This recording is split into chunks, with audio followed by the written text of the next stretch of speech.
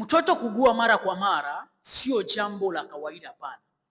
Hii ni dalili inayoonyesha kushuka kwa kinga ya mwili, kinga ambayo hulinda mtoto dhidi ya magonjwa mbalimbali kama vile magonjwa mafua, kama vile homa.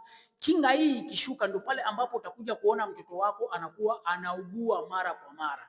Kinga ikishuka ambayo humlinda mtoto dhidi ya magonjwa mbalimbali pamoja na magonjwa ya maambukizi. Jua ya kwamba magonjwa ni mengi sana ambayo yanakuwa yanawapata watoto. Kwa hiyo ukiona mtoto wako anaugua mara kwa mara, yani anakuwa anajirudilia ugonjwa ule ule, ukiona hii hali kwa mtoto wako, unatakiwa wewe mzazi kuchukua hatua, kwenda nayo hospitalini mtoto huyu, ama kutafuta daktari ambaye anaweza kutatua hiyo changamoto. Na baada ya hapo unaweza chukua namba yangu kwenye profile ili nikupe ushauri pamoja na tiba ambayo itamsaidia mtoto wako kuondokana na hiyo changamoto. Share hii video kwa watu wengine ili wapate kujifunza zaidi.